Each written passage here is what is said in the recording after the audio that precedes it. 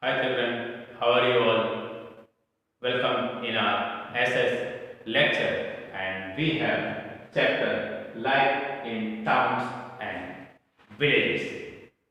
You know about the life in towns and villages, that urbanization was there. That urbanization, it is the process. Urbanization is the process through which that villages were there, small villages and towns, they change into the cities. Means there is a development from the rural area to that urban area. Means from villages to the cities. So that life in towns and villages, there are different forms. Urbanization means the life is changed from that rural, that villages, in short, from villages to the city level.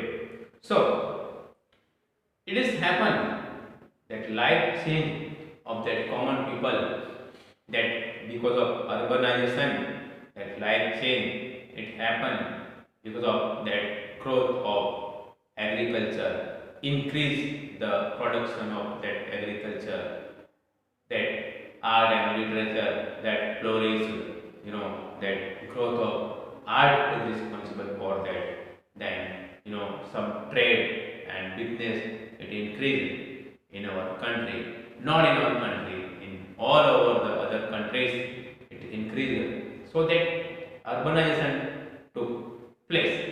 So people started moving from that rural area, from villages to the city. So this period is there. It is referred that development of trade and culture. This period it is referred to as the second urbanization.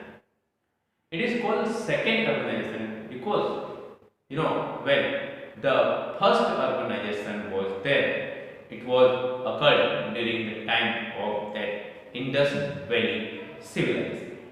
During the Indus Valley civilization, the first urbanization was happened, and this is called the second urbanization.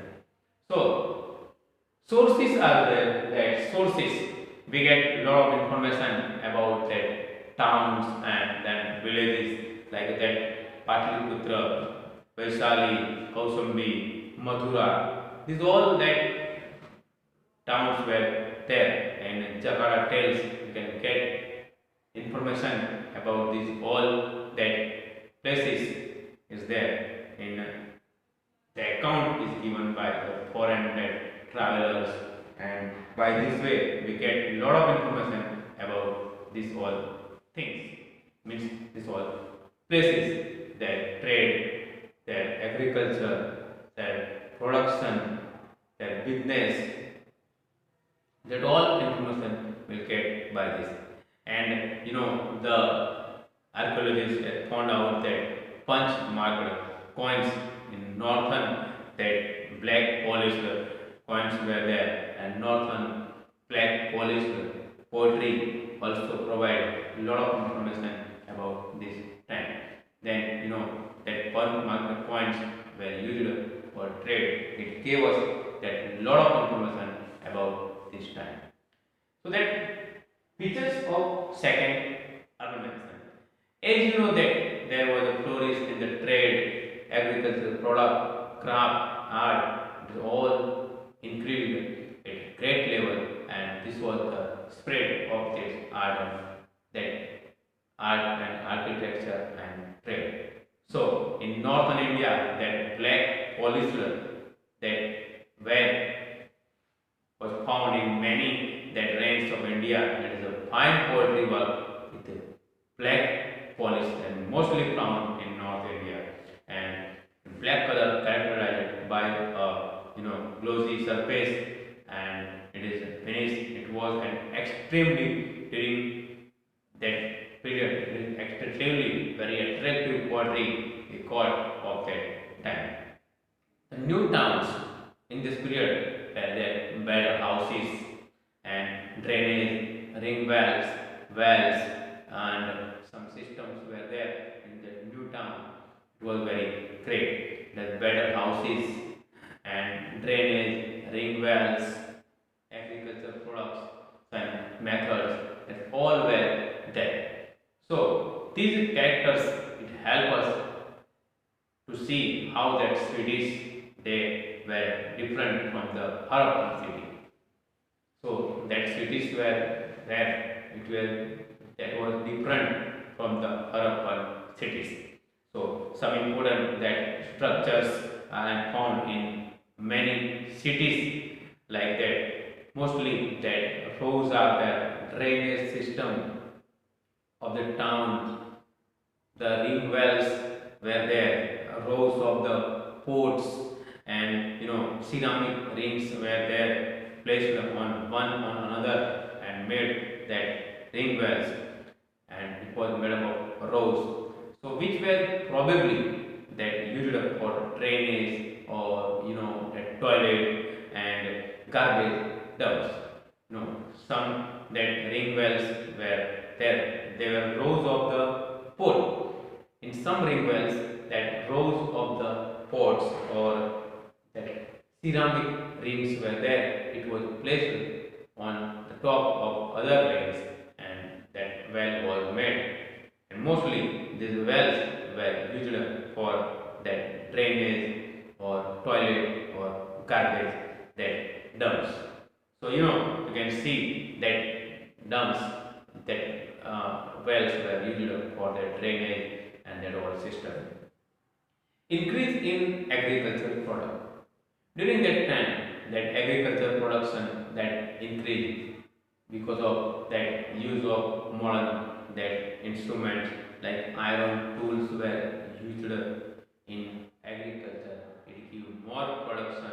It do that more land cultivate for the growth of grain. So such as iron axe, iron plowshare, and it helped to clear the most land. New methods of agriculture they used, like transportation of the crops were adopted, which helped increase in the agriculture production. Then better irrigation facilities.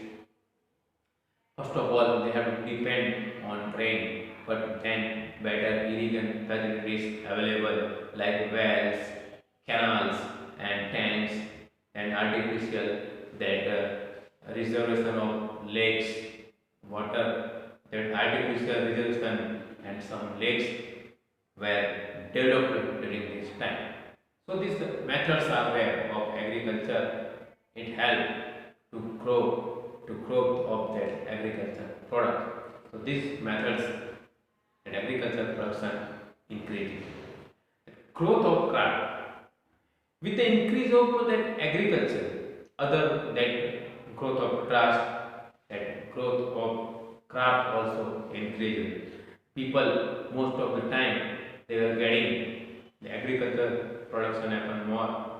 So mostly people time getting, and with the other occupations like art, craft, and flourish the potters, weavers, blacksmith, carpenters, and goldsmith, leather workers. These all other that business flourished, and ivory workers were there. And during this time, these all that occupations spread, and there was a development in these all occupations and all villages. Although these all craftsmen lived in villages and a specific craft developed in that area, and which required that raw materials was available for that all. So that people getting time to do another business with the agriculture, like as I told you that. So that all that art and that craft that flourished during this period. Increase in the trade. With the growth of town and the cities, both internal and the external that trade flourished. Internal trade flourished. Trade links between the one town to the another, one city to another city. It is not only flourished between that cities but among the other that cities of the country, and such as like Romans empires, with other countries it flourished, and that the trade flourished in all over the other countries. It is a text, in Greek which contains, it is a text in Greek which contains that an account of seeing some that ports visited by the author. So some ports towns were flourished, and the business that trade flourished by the land routes and sea routes, and the sea routes are helpful to do business, to trade with the foreign countries. As I said you that business and trade flourish in lot of that huge amount. It not only increased in interior of the country, but it increased in other countries also. A number of good roads were done, and it was constructed for that witnessed by the rulers, and important towns, cities, it was built by the rulers. Rivers were there, it was used as the medium of that transportation. Some goods of that it was transported by the sea routes and by the rivers. Some coins were issued for trade, and it was made up of silver and copper. Coins were issued made up of silver and copper. It was used in trade, and many silver coins were found in different places, both in India and in abroad. Okay. The emergence of that guilds were there. The craftsmen and the traders were there, formed guilds, or trains as the craft guilds, which was that guilds craftsmen as potters, weavers, carpenters, merchants. They have guilds, and which were guides, traders and merchants. These guilds were that own rules and regulations, and it helped the member in many ways. They help the identity of that materials, of raw materials. Some guilds are helped to sell that finished products, and guilds often that donations made up of donations. Guilds often made donations to the monasteries. There were some inscriptions in which that mentions the gifts or donation done by the various people like kings, rich landowners of that towns, and traders, merchants, whatever that donation getting from that, it was mentioned in the guilds. And we'll see that life in the villages, that in the life in South India, the rich landowners were known as the pellalar, and the ordinary cultivators were there, plowmen were there, javas, and including some slaves were there, people working in the field, slaves, kadayasa, kadai, kadasiya, and adimai, they are called that lower people. In North India, the village headman was there. It was called by the different names. Kramani, then the Krama Bhujaka, usually words used for the village headman who got the duty to collect the taxes on behalf of the king.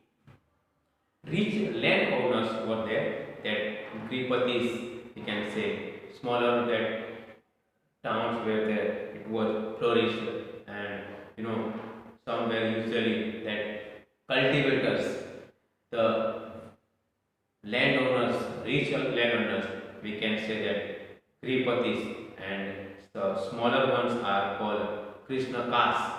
Rich Gripatis and smaller Krishna caste, and then cultivators, then coming that dasas and karmakaras, and they are the paid laborers, and There are people who did not have any own land, but they work on other land, means they will pay labors.